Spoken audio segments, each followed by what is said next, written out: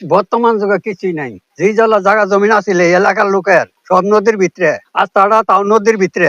এখন যে সরকার খালি করে দিমু দিমু দিমু দিমু কইতে কইতে 6 বছর গেল গা, কিন্তু নদীও কোনো ফিরে এলো না, কোনো কিছু দিলেও না। এখন সরকার তো কিছু দিলে না। এই যে পাশে দিয়ে একটা টাওয়ার দেন, এই টাওয়ারটা নিচে 2 মাইল অন্তর আছিল, পায় আছিল। এই টাওয়ারটা নদীর ভিতরে পড়ে গেছে গা। 1 বছরে 3 ভাঙ্গা দিছি।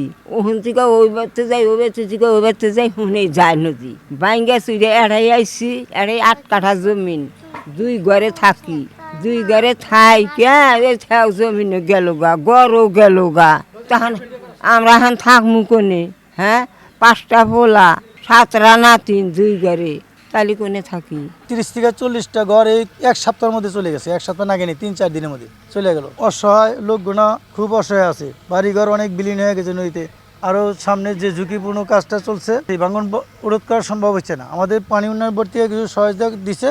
100 মিটার রাস্তার কাজ করতেছে। 100 মিটার রাস্তায় আমাদের এই কাজ কীভাবে সম্ভব? এমন সামনে আমাদের যে আরও ক্ষতি হয়েছে, অনেক ক্ষতি হয়েছে।